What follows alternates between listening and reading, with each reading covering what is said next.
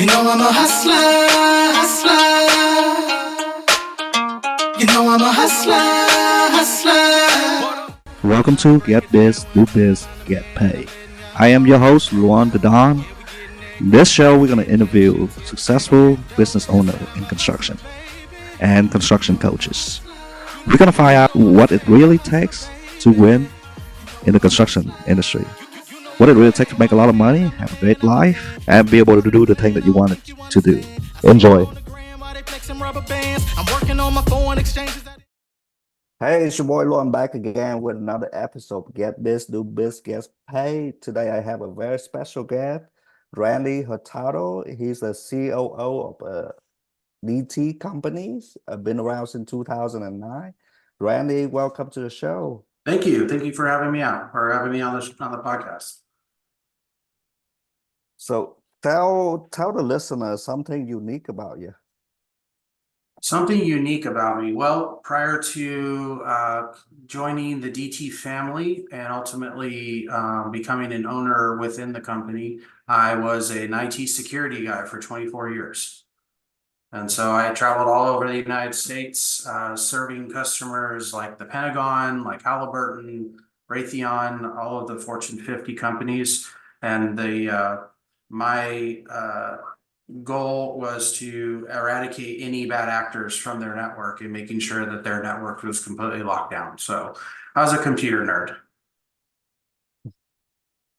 So how does that translate into the construction world that you are doing right now? It actually doesn't. So what happened was I was working in that field for all those years, and around 2015, end of 2015, my largest customer that I was serving for 18 of those 24 years, they got bought out for a sizable amount of money and they no longer needed my services. And so while a year prior to that, I had met the then sole owner of DT Roofing, which is one of our companies, because we shared an office space next to each other. And being the extrovert that I am, I would go in and talk with them in between meetings and grab lunch and what have you. And we just grew to have a strong friendship. And of course, business would come up, and I would, I didn't know a whole lot about construction. My mom had 4 boys. My other 3 brothers were heavily into construction. I was always the computer geek. And so my understanding of construction at the basic level was there, but the intricate details that I understand today were obviously not established yet. And so I would start giving some advice to my now business partner on things that he can try to help it with the business, because at the time it was peaked out at about 1.8 million in revenue annually. And so he was really trying to figure out like how he can grow the company, and I would give him some ideas and he'd try them and they would work. And then, right around the time that I was advised that I would no longer be working with that company, which was my largest client,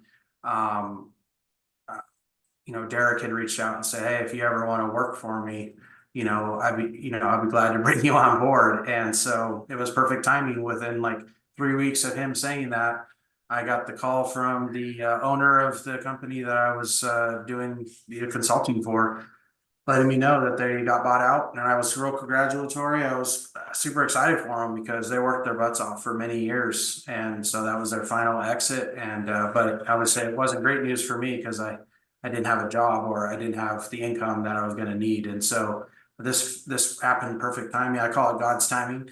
And it's just grown from there.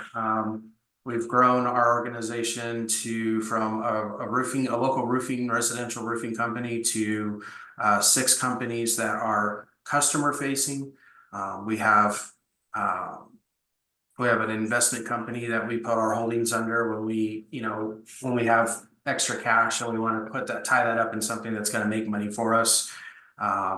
And a couple other things that we're dabbling in. I have a business with another partner that focuses on teaching other roofing companies a strategy that we use internally that generated 8 million of our $30 million in revenue in 2023, called referrals.com. And it's just basically it's a process that I used when I was in sales. My salesmen use now, and it's a relationship, a B2B relationship program. So it's an application that allows them to have their own company app and connect up with realtors, insurance agents, property managers, so that when they need their services, they just go into the app that's branded with their company name and put in the request, go strictly to them. They don't have to worry about missing calls, missing texts, it's all done through the app. And so, yeah, Mm. multiple ventures. I call myself a serial entrepreneur because I'm always looking at ways to either grow our current businesses or start new ones.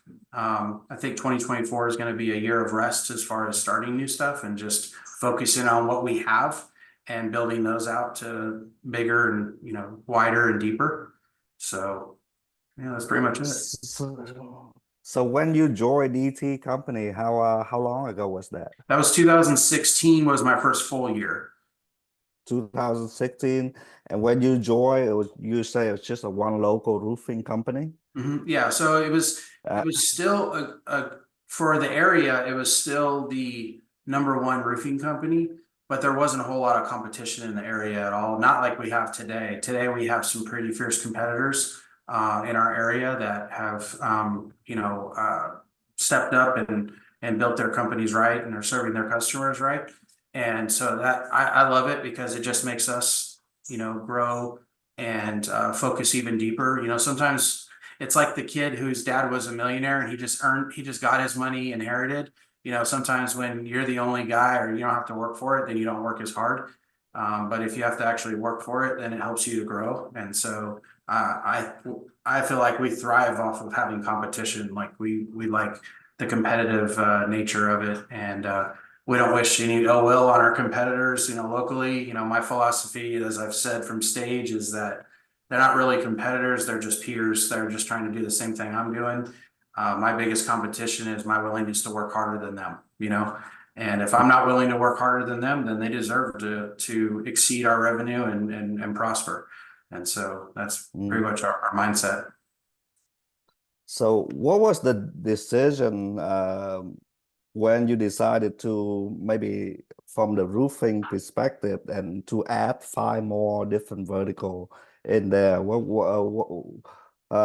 led you to that decision? What led Well, the evolution of that was initially we tried to do many of the things we're doing today under the same name. And we were learning mm, quickly that it wasn't scalable for one. It was really hard to track revenue, to know if we were wasting our time with trades that we shouldn't be doing.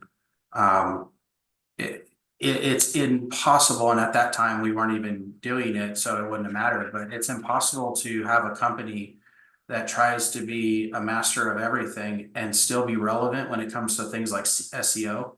The example I gave at the roofing process conference up on stage was if you're, John's roofing, siding, painting, and gutters, and you're trying to go after siding work, you're going to show up way lower on the SEO than Al's siding, right? Because Al is his whole focus is siding, his SEO, his keywords, everything that he's doing is going to be focused on siding, and that's going to get the attention of the consumer better than John's company that appears to try to do everything. And they're going to have a lot more credibility in the consumer's eyes because, well, he's only called Al Siding, so he must be good at what he's doing if he's in business and has this many reviews and what have you. But if you have a company that tries to be everything, that you could be a really good roofer and suck at siding, suck at painting, suck at guttering, whatever the case is. And that consumers are smart, and so they're gonna likely go with the one that specializes in what they're looking to do. And so we learned that if we were going to go into these other areas that served our clients, the same clients, then we needed to separate them into individual companies, separate LLCs, separate staff, and separate books, obviously. That way we can actually track, does this make sense? Should we be doing this? If you're doing everything under the same umbrella and roofing is killing it for you, you could end up having some dead weight in there that you don't even realize you have because it's being overshadowed by the revenue you're making on your the product you should be focusing all your time on. And so, and then of course, the future process in that is, the exit. If you ever decide to exit a company, if you're doing everything under the same name, you're potentially giving a lot of revenue away to the future purchaser, because maybe they're looking at you for the roofing aspect of your company. They can really care less about the siding, painting, gutters, but you're selling them Al's siding, painting, and gutters, and so that's what they get, and so they get all that. So in our case, like if we ever decided to sell our garage door and service company, it's its own company. It comes with its own valuation, and we have the books to prove it. And so we're not trying to hope that we get what we are asking. We can prove that it's worth it. Mm. So what are some of the challenges that you experience coming from the security industry, going into the construction industry? What did you have to familiarize yourself with the roofing process per se? Yeah. Outside of learning the industry, which if you're going to get into a new industry, you need to know it inside and out. That was obviously a challenge because it's an entirely different mindset. In my old job, I was dealing with ones and zeros. And in my new job, I'm dealing with physical material. I'm dealing with a lot more customers. Like in my old job, if I had 50 or 60 customers in a year, which is an average of like five, a month, that was a big deal. And in 2023, we served over 1,600 customers with our various companies. And so dealing with the volume, anytime you're dealing with that much volume, when you have volume plus individual customer personalities, you're always going to feel like you're in a jar being shook up constantly. But it's been rewarding, no question. I can tell you that the benefit is residential consumers and even commercial consumers are way easier to work with than corporate America. Because in corporate America, you're always having to go through 17 different flaming hoops to get to the end goal. The sales cycle is 9 to 18 months, where the sales cycle with homeowners tends to be measured in weeks, maybe months, if they're really indecisive or if they're waiting for some future payout of something to pay for the project. And so the turnaround is quicker in this world than it was over there. But yeah, so that I would say that was probably the biggest challenge, was just learning. Every time we've launched a new company, I've tried my best to immerse myself in it as the chief operation officer, because it's my responsibility to find the revenue. My partner's responsibility is to distribute the cash to those who need it, paychecks to the staff, making sure that Uncle Sam gets his part, all of the back end stuff that's not really glorious. It's not, if you go to the internet and you type in DT roofing, you'll probably only find a few videos that you see my partner in, because he'll self-admit that's not him. He doesn't like to be in front of camera. He's not that guy that wants to get on podcasts and stuff like that. That's me. That's what my personality is. And so we joke internally that I find the money and he spends it. And so that's our that's our distributed responsibility. But we are equal owners in the company, and we both bring, something to the table to help the companies move forward. So from $2 million of revenue, you got grew it to $30 million in revenue. That's a sustainable amount of growth. And was there ever any time throughout that where you have like maybe a thought that like, what am I doing this for? Is it worth it? Because I know that in my journey of growing the company, sometimes I just want to throw in the white towel and be like, this is it. I ain't doing this crap no more. Well, and it doesn't get any easier the larger you grow, because then there tends to be a lot more moving parts. There's a lot more variables that are in play. You have to start watching, believe it or not, people don't realize this, as your revenue grows, your profit margins actually sometimes tend to shrink. So there is a sweet spot. If your focus is just to maximize revenue, then trying to be that 30 to $50 million company probably isn't going to make sense, just because as you grow into that size of company, your overhead increases. Because the larger you get, the more bodies you have to have involved to take over the day-to-day tasks that make this whole machine work. And if you try to take it on yourself, Dmitry Lipinski recently did a video that talks about the type of a bad type of business owner that's trying to be like everything to everyone inside their business, and they end up burning out. That's where we were headed when I became part owner of the companies. My first announcement to my partner was that I was getting out of sales, and he thought I was nuts, because part of the reason why we increased our revenue so quickly was because I was in sales. God's blessed me with the ability to sell really well. And so at the time we had 5 salesmen total, and I was half the revenue. And so he's hearing half the revenue is walking out the door, and I'm going to be paid a salary. So now I'm not only not contributing to the bottom line, but I'm drawing from it. But the mindset was, if I continue down the path I'm going to burn out, and I'll probably end up hanging it up. No matter how much money I'm making, it wasn't sustainable. I was working literally 18 hours a day, it felt like, and quite literally at least 15. And I was in the field all day selling, doing all my supplementing, my everything. And then I was at night, have dinner with my family. Kids would go down, my wife would go down or read a book or whatever. And I'd go to the kitchen table with my laptop, open it up, and work another 3 or 4 hours doing all the other tasks that I needed to do to support my sales team, because I was over sales as well as the top salesperson. And so I had all of my stuff to do, plus all the supplements that they were submitting I had to handle with our supplement company. And I was handling all the roof orders, and I was doing everything essentially. What we have now 1, 2, 3 full-time salaries for, I was doing plus my own job. And so it wasn't sustainable. I just came to the mindset that, yeah, we increased our revenue from 1.8 million in year 0 to for full year when I joined the company, we went to 3.7, then 5.8, then 7.5. We saw some substantial growth, but I was burning out.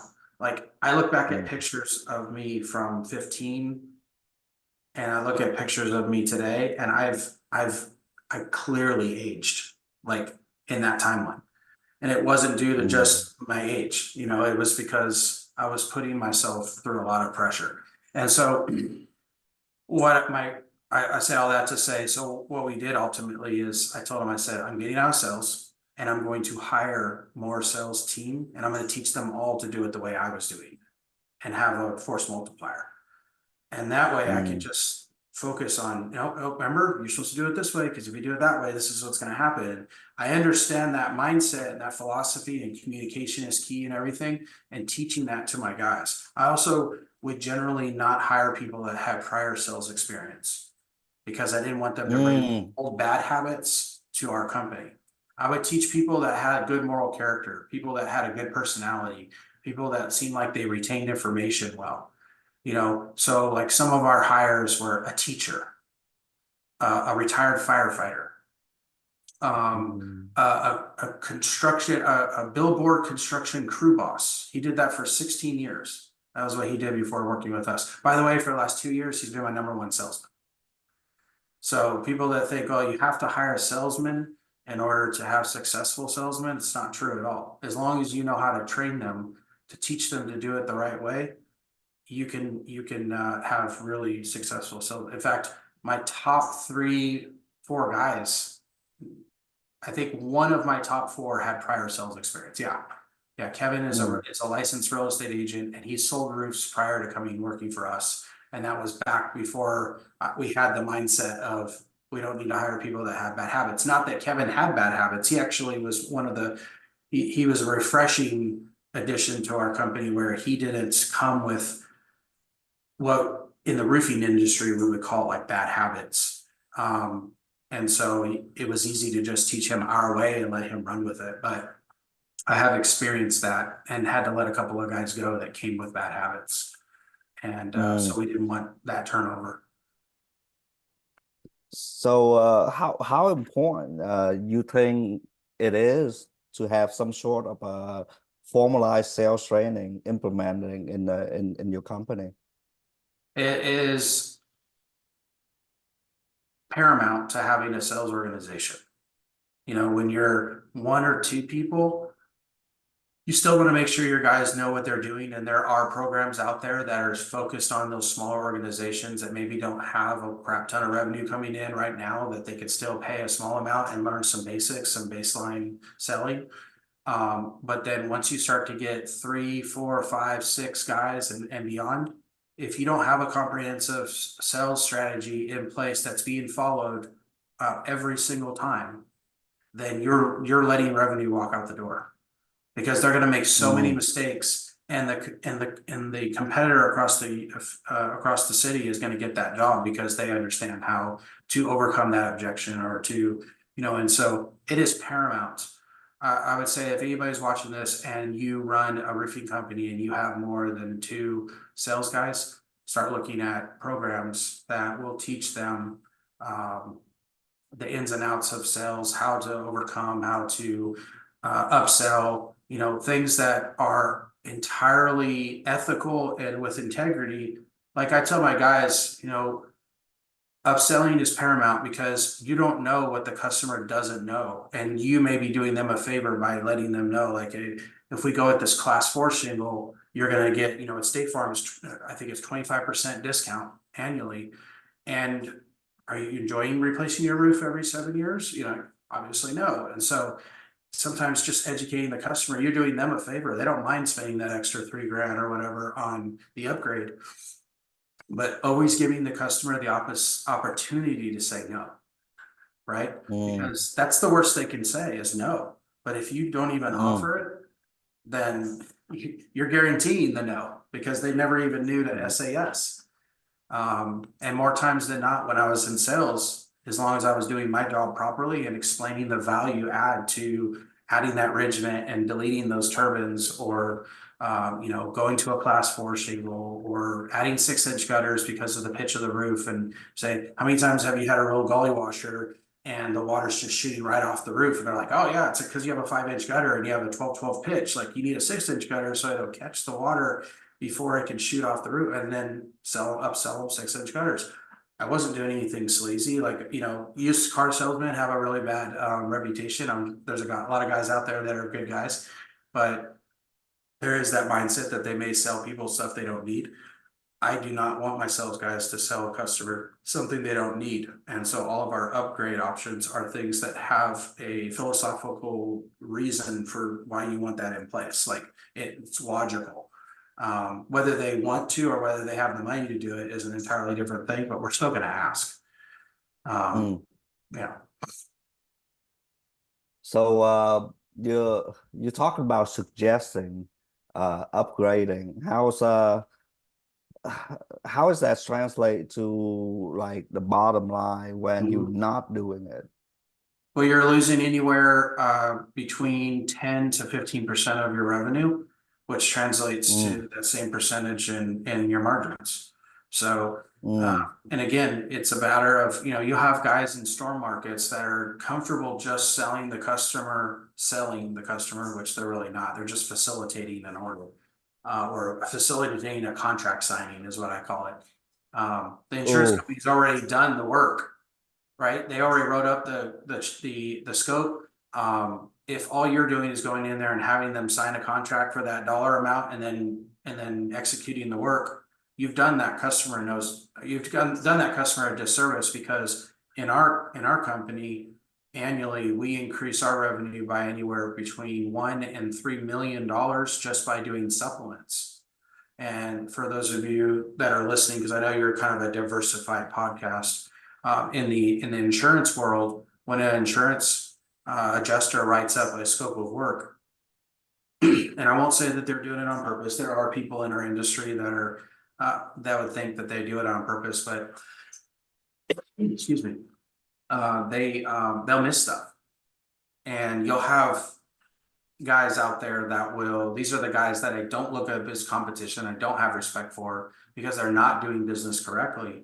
And they'll just try to do the job for the amount that the insurance company paid. And the only way they can do that is to cut corners on the job.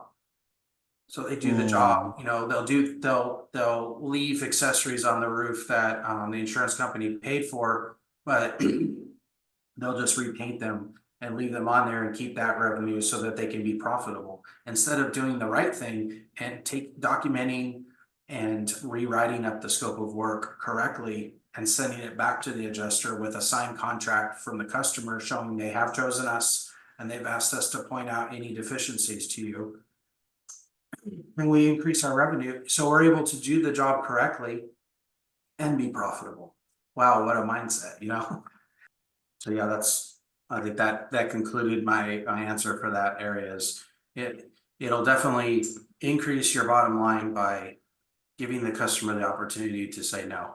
And the important thing is to go into the contract signing with all of the upgrade options already pre-calculated, because you want to be able to give them the opportunity to make a decision right there instead of saying, okay, I'll get back to you on what it will cost to upgrade 6-inch gutters. People can't make a decision if they don't have all the information. So yeah, you've done a good job explaining the why, but you didn't explain how much.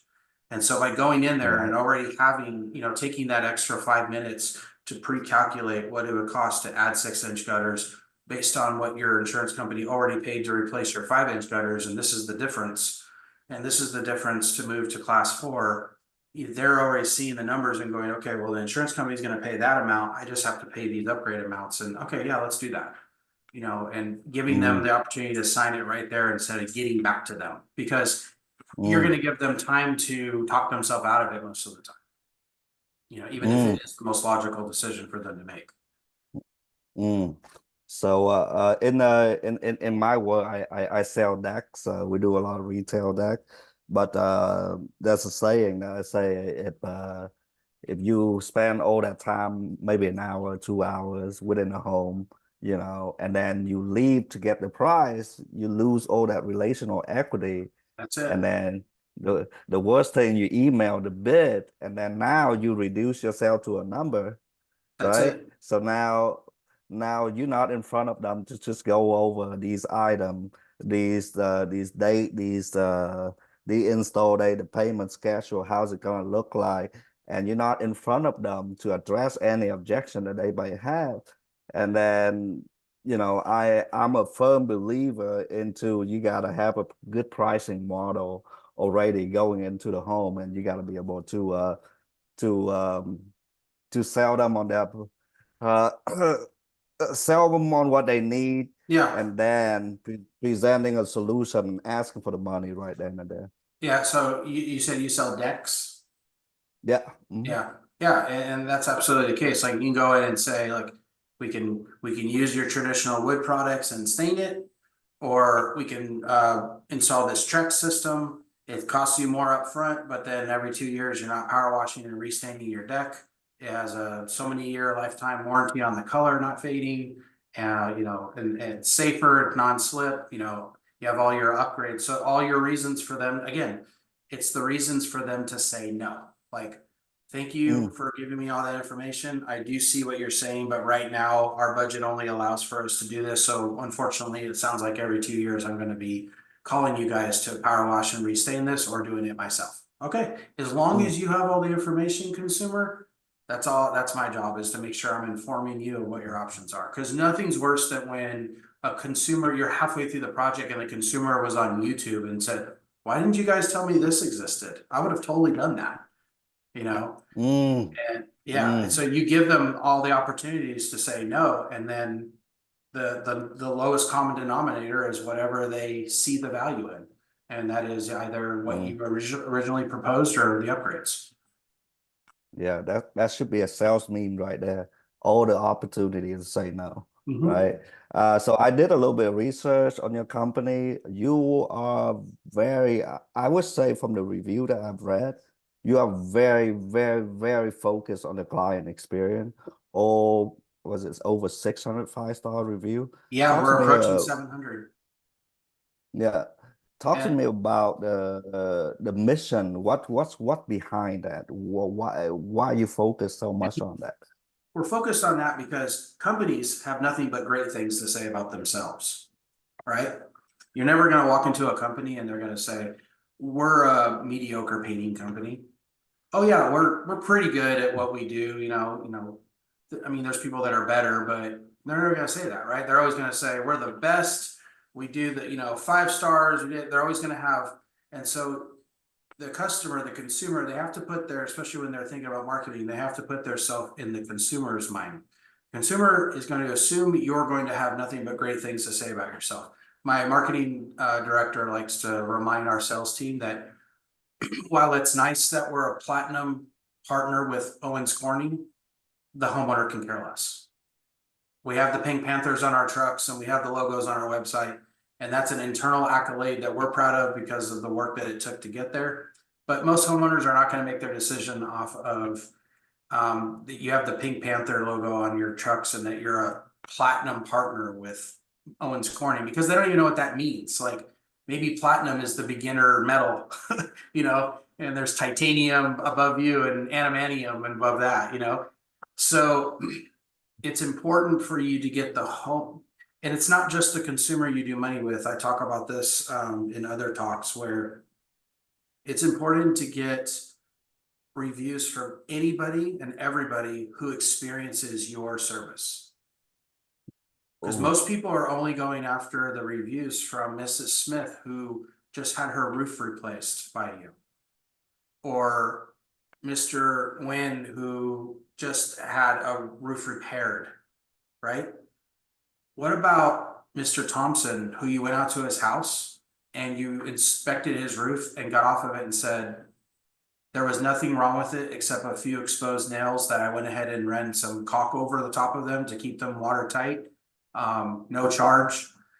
Anytime you have a wind or a hail event, give us a call and I'll come out and I'll do a new inspection to make sure we're on top of this until the inevitable time when weather does take your roof out, then we'll be there for you. Well, the customer just heard there's nothing wrong with their roof. I'm not going to charge for what I did do. Man, I feel so bad for wasting your time. That's what you'll hear. I'm sorry I wasted your time. Well, our guys, you didn't waste my time at all. We're about relationships. We're not about getting the deal right then and that's it. But if my service today blessed you, let me text you a link to our Google review page and you can give a review on what that experience was like. So we're getting a 5-star review of somebody that never exchanged money from us, or maybe they will in the future.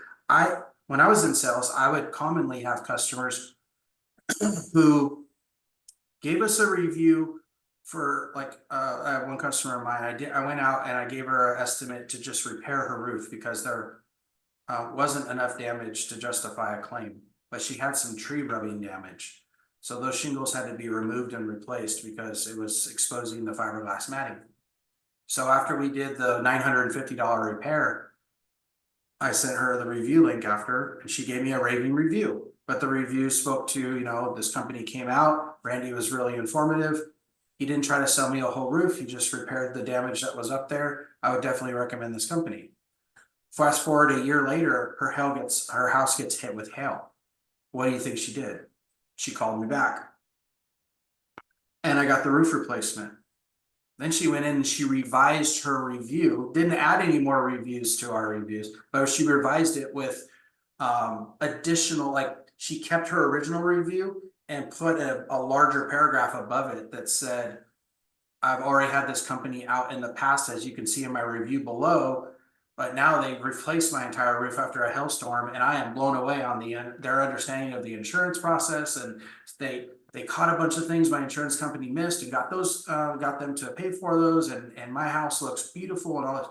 And so we realized that people buy from a company when other people say great things about them, not when you say great things about yourself. Yeah, you should have accolades up on your website, the time you've been in business, those are qualifiers.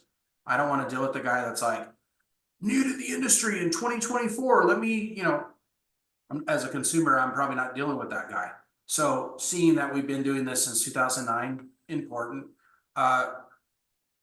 But you want to leave your accolades to things that help them make an informed decision on who they're going to work with, and less about things that are just going to blow you up because they don't care.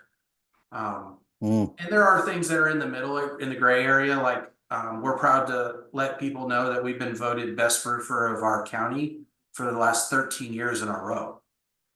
That could be construed as no one cares about that except you. But there's consumers that have told us, I went with you because of how many years in a row you've been voted best roofer. They can't be wrong that many times, you know? And so there are some things that it's still important to mention, but we've had subs that worked for us give us reviews. Great company to work for, always paid on time. A consumer wants to hear that, right? Why is that important to a consumer? Because if I'm using a sub to do a certain aspect of the work on your house and I don't pay them, that sub can file a lien on that customer's house. So when they read that I'm paying my subs on time, well, this isn't a company I'm going to have to worry about getting liens put on my house. See, so it's getting reviews from anyone and everyone. And that's the reality is like I mentioned earlier, we did like 1,600 jobs last year, but we only have just under 700 reviews. It's because even people that had a stellar experience with you will just forget to give reviews. And even though you followed up 3-4 times and asked for the review, it's just not priority for them. They got what they needed. They're happy with the work, but giving you a review is not top priority. So with that being the case, you need to make sure you're asking every single person that you interact with, that you actually give a service to, whether money exchange hands or not, to make sure that you get the number of reviews that you need to remain relevant. In our area, it's like us, that's almost 700. And then the next guy down has like 53. And so that gets us when people are organically searching for a roofer in Granbury, Texas, and they see DT Roofing has 600 plus reviews, they call us because like that many people can't be wrong, you know? Right. So that's why it's very important for us. Our top 3 lead source types every year since I've been with the company has been relationship based. Either self-generated leads from the salesman creating opportunities on their own, return customers, previous customers, or referrals. Those are the top 3. We do all the traditional marketing. We do the billboards. We do the truck wraps. We have like 20 some odd trucks on the road with truck wraps. We do the SEO, the Google paid, Google guarantee, everything. But the top 3 remain things that really have nothing to do with spending money at all. And it's not to say that you don't have to spend money, but that is a substantial amount of our revenue is relationship-based lead opportunities, where it was created because of the experience they had with one of our staff. Wow, that's so good, man. So good. Relationship scale indefinitely, right? There's a point of time that the SEO is gonna have a diminishing return. Same thing with pay ads, same thing with Facebook. But relationship is I heard one of my mentors told me the best marketing is when you don't have to do it. There's somebody else doing it for you. Yeah, absolutely. And then couple that with a company who offers multiple home services products. If you have a really good relationship as a roofing company and they know that you also own Patriot Garage Door and Service, they automatically are going to assume they're going to get that same level of service with our other company, so that you're going to use them. They're going to assume that when they need a construction project, they're going to call Kingdom Builders Construction because they had that great experience with DT Roofing. So it feeds your other companies when you give customers good service and then they provide you your reviews. That's where our drip marketing comes in, is we'll target our customer base with the other companies they haven't utilized. That way they know, like, yeah, you could also call us when you need gutters. You can call us when you need mm, that addition put on your house in 10 years. We're mm, here. Your experience is going to be the same as you had with our other company. mm. So it's almost like all of your company is a lead source for the other company. That's right. And this is And on top of important. that, we truncate that with leads. It also generates its own lead source space. So you have the DT companies feeding themselves, and we're also targeting, as if those other companies don't exist, our marketing to go to the consumer. And then, I spoke about this also at the roofing process conferences, an unintended, well, initially unintended, then ultimately realization, and then intended consequence was I get to do business with other roofers, right? Mm, Because if I'm Randy, if I'm DT roofing, siding, painting, gutters, and whatever, and then I tell Al's roofing over here, who's in my region, hey, if you need any siding, let me know, I'll help you. He doesn't want DT roofing on his job site because he's Al's roofing, right? But if it's, hey, we compete well together, we respect you guys, you respect us.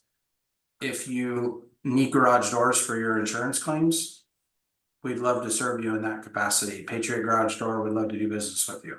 And because it's a separate mm, company, they can justify. I literally, just before I got on the call with you, I got a text from one of my, and again, I use the term competitor loosely because yes, in the traditional definition of the term, he is a competitor, but I don't look at it as much as I look at me working, and I say we as the collective we, our company, working harder than them. If we work harder than them, we win, hands down, all the time. That's the one thing that, and I say harder, I throw in smarter in there with it. You can work really, mm, really hard, but if you're doing everything dumb, you're going to go out of business. But if we're working harder collectively, then we're going to exceed exceed what they're doing. So there's that mutual respect. But I literally got a text just before I jumped on with you for one of my competitors asking, hey, what's the phone number for your garage door company? And mm. so he's likely looking for a garage door for one of his projects. And so when you have that mindset of being a thought leader in our industry and wanting to just see everybody succeed, then there's a mutual respect where the local guys will use you as well. And Mm. so I That's have other builders that compete against our construction company, Kingdom Builders Construction, that send us leads all the time because they can't get to it and the customer needs it done right away. So he says, you know what, I can't get to it, but you might want to call Kingdom Builders Construction. They're a good company and they'll take care of you. And they're sending us leads. And for mm, that, we give them a kickback at the end of mm, the job, letting them mm. know we appreciate you doing this. We realize you couldn't have served them anyways, but you didn't have to send them to us. You could have sent them to somebody else. And because you did, we give them, I forget what the percentage is, but it's a percentage of the profit on the back end of the job when everything's paid. So it's almost like I'm just still trying to process it. It's almost like you have all this company is the affiliate to the other company, and then the intended consequences is like you have all the builders, all the side, all the roofer is your affiliate as well. Right, So they'll do business with us as well because it's separated. Like one of the comments that was made by that same company when I told them that I started Guardian Seamless Gutters, I said, hey, I'd love to serve you on your gutter side. He goes, well, you're not gonna pull up to my house, or pull up to my customer's house with a DT roofing trailer, are you, or a truck? And I was like, no, this is a separate company altogether. Yes, it's a DT company, but it is its own company, its own staff. They're gonna serve anybody who needs gutters, customers and roofers aside. So we're getting that revenue along with getting and then Guardian does our own gutters internally for DT roofing.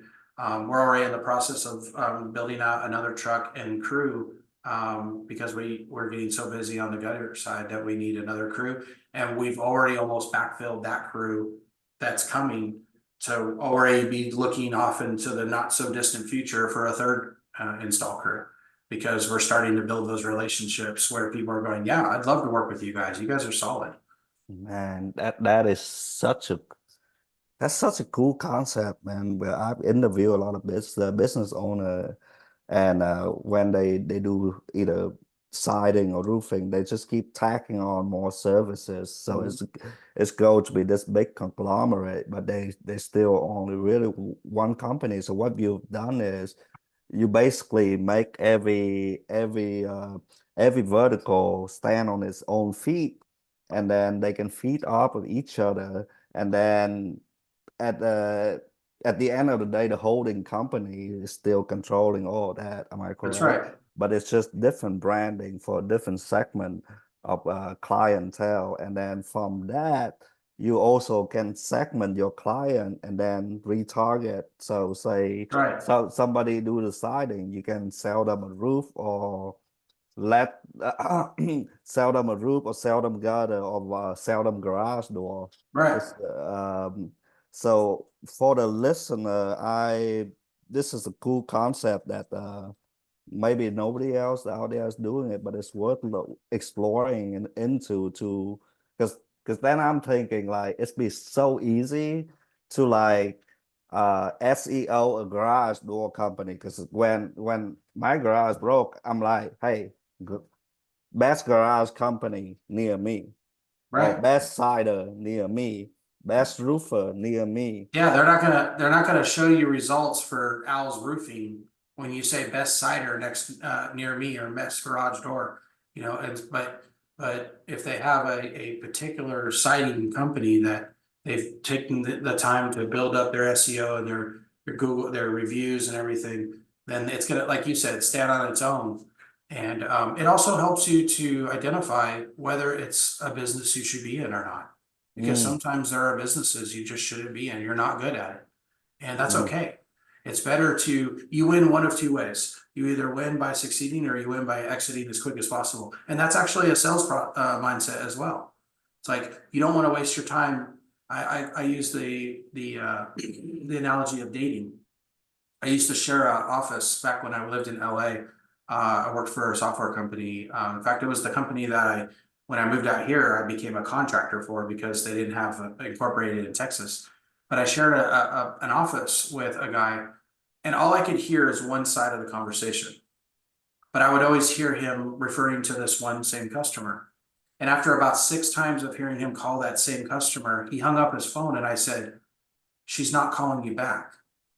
And he goes, "Who?" And I said, "Whoever you were just talking to, she's not calling you back." And he goes, "Well, it's a he." And I said, "I understand." I said, "What I'm telling you is, how many times have you tried going on a date with a woman and then you try calling her for the second date, the third date, the fourth date, you've grammed her, you've done all this stuff, and she's not calling you back?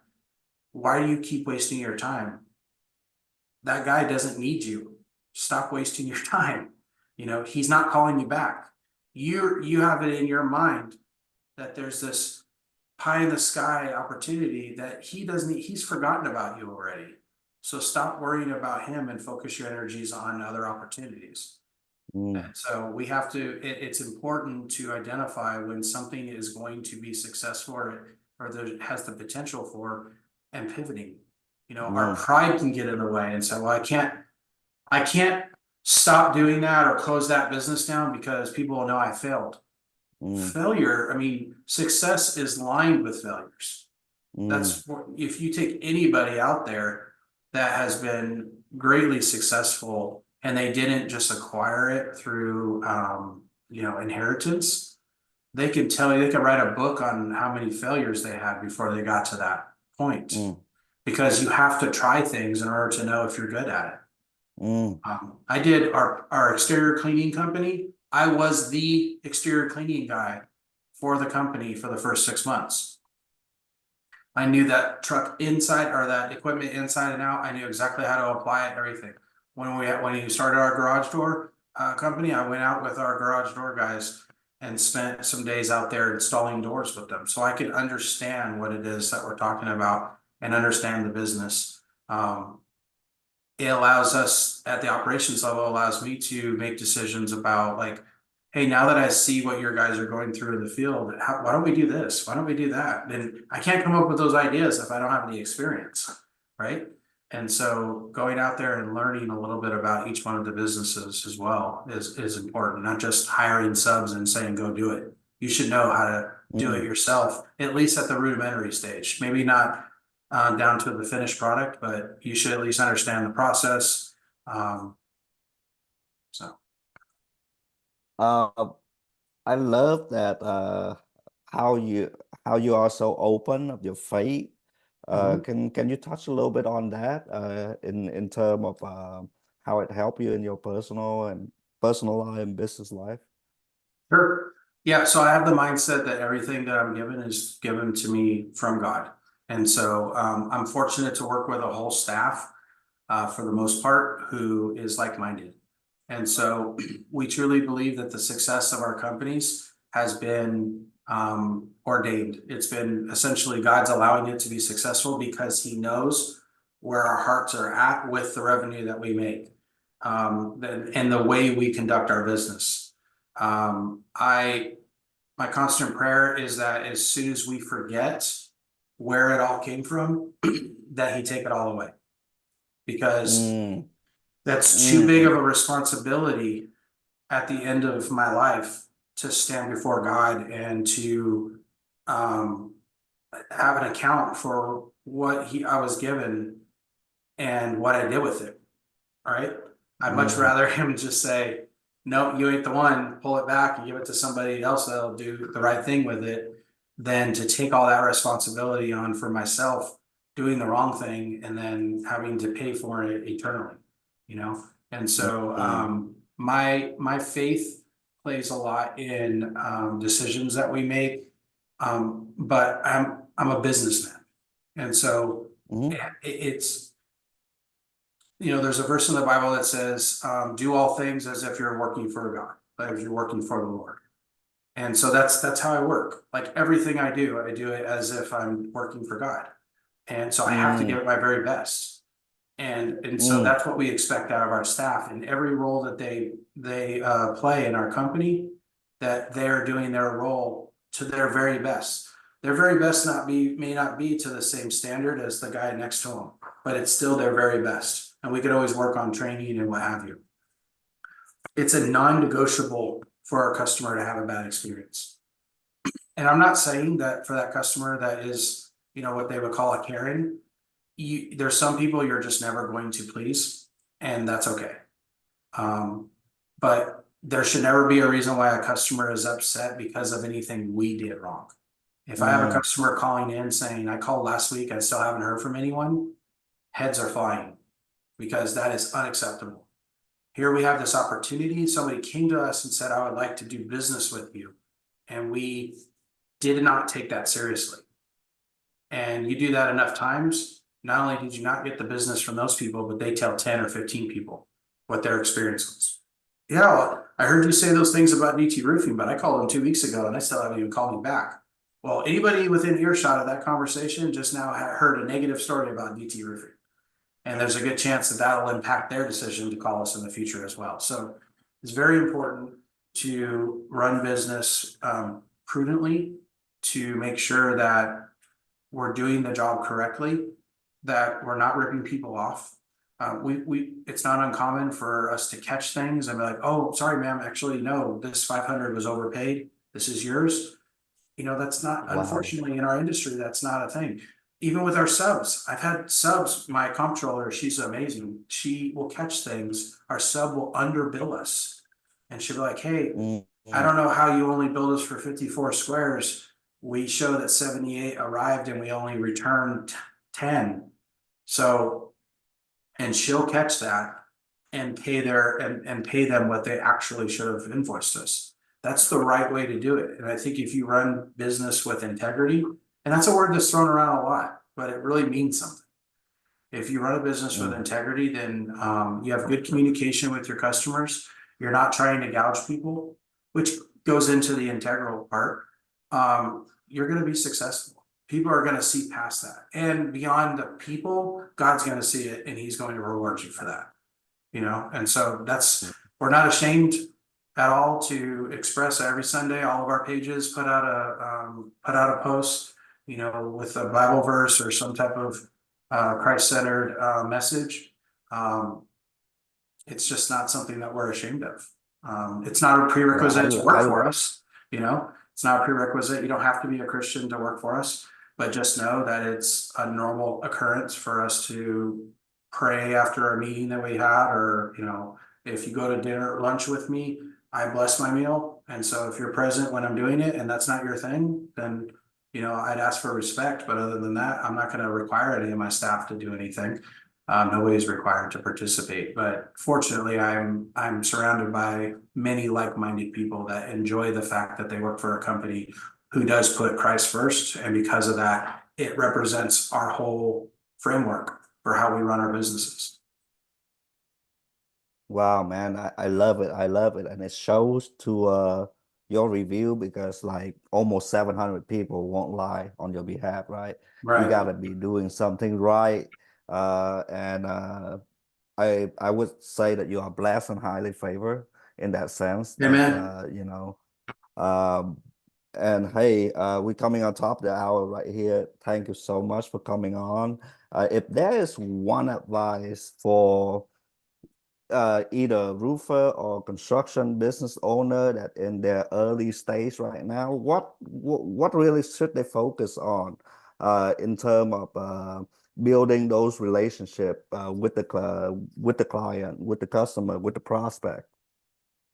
So as rudimentary as it sounds, and I actually just spoke about this, I keep referring to the roofing process conference because I was just there speaking on stage. In my talk, I focused half of my talk on people who have been in business for less than a year, and then the other half on people that have been at it for a while and maybe making the same mistake as we were making, trying to offer many services under one name. But that first half, I took it back to the basics. You know, the motto for the roofing process conference was make your phone ring again, right? Mm, And I said, I made comments, and this is stuff that it seems very elementary, but unfortunately is the demise of many companies. Answer your dang phone.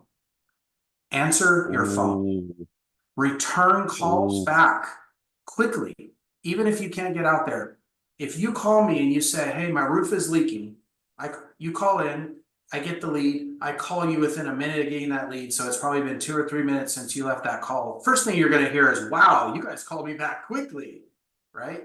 The second thing you say, or you listen to what their grievance is. I have a leak, I have this. Even if you tell them, okay, I can't get out there until tomorrow morning, but they just in their head, they know they checked off a box of things they need to do that day. If you let it go 5, 10, 20 minutes, an hour, you're likely to get or call that customer and either get their voicemail and never hear from them when you leave your voicemail because they already found somebody because somebody called them back quickly.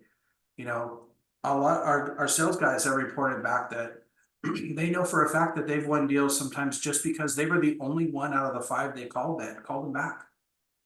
Mm. Nothing more than that. Oof, oof. Some of the other things that I would say is get involved in your community. You know, get involved because not only is it good for you to get involved and to bless people, but also it puts your name out there more. People know the DT name. I was at a fundraiser recently, and the guy that was doing the auctioning, he was basically a free DT commercial up there. Every time we would, even if I didn't win the thing, he would stop in the middle of, you know, when I would do this, and he would be like, we've got $1,000 over here at DT Roofing. Folks, don't forget, you have your roofing needs. You give them, he was giving me a free commercial right in the middle of doing the bidding. I didn't even win that particular thing. And I got all this because the relationships that we've generated in our community, people know who we are. They know what we're about. And it's not just about the services we offer. And so that Wow. drives a big part of it. So get in your community, and then finally, if there's 1,000 things I can give, but build those relationships, very specifically B2B relationships. It's why I started me and my partner Ryan Van Fleet. We started referrals.com is because we realized that very few roofing companies have a comprehensive program around targeting real estate agents, insurance agents, and property managers. And these are literally Mm, the gifts that keep on giving. Because all three of them have something in common. They're all serving a customer that without being happy, they don't get paid, right? So they need strong partners in categories that they're gonna frequently call, that will call back, will get back right away and take care of them. And so in our area, like, yes, I'm sure there are real estate agents that use other companies in our area, but we get a good chunk of them. And it's because of their experience with us. Every time they call, we answer. We're out there, we treat their real estate transaction with priority because we know it's their commission, their commission is on the line. And they see that. They see the nature in which we treat their opportunity. It's not just like, oh, best I can do is Tuesday. You're like, you know what? I have a full schedule today, but I'm gonna make this happen. So I'll have a report to you by the end of the day. Thank you so much. You're a lifesaver, and that person keeps calling back. We know how many, and with insurance agents going in, every insurance, every claim that you write before, or not claim, but every policy that you write prior to signing on the dotted line, tell the homeowner as part of your process, you need to have your roofer go out and inspect the roof to make sure you're not signing up a house with a bad roof already, that in 3 months, pea-sized hail comes through, damages, it doesn't really do any damage to the roof, but because hail failed, they file a claim, get the roof bought by you, and you shouldn't even be replacing that roof. It was already a damaged roof to begin with, but you didn't know. So you call me every single time you're gonna write a policy, my service is free. And if they need a new roof, I'm gonna work with the homeowner to get them a new roof. Their insurance company that they're with now is gonna pay for that roof. And then you're gonna be able to sign them with the policy that they were trying to buy from you with a better rate because they have a brand new roof. So everybody wins. And if you go to somebody with that message, they're calling you for life. Because you're saving them money and you're essentially protecting them. The risk goes away. So building those B2B relationships.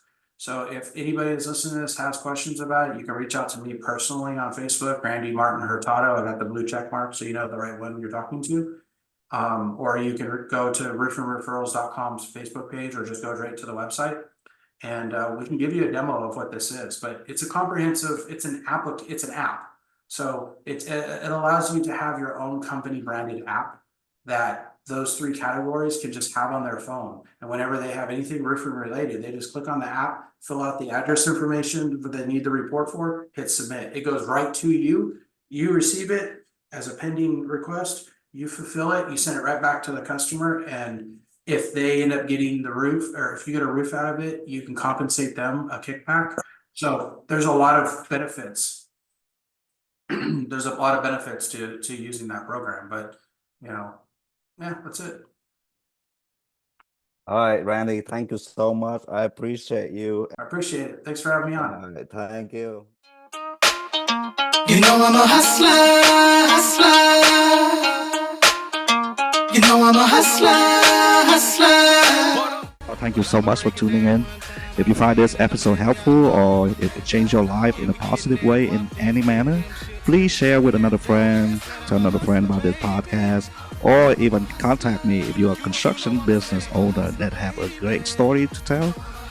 Please do contact me. Again, thank you. Until next time. I'm working on my foreign exchanges.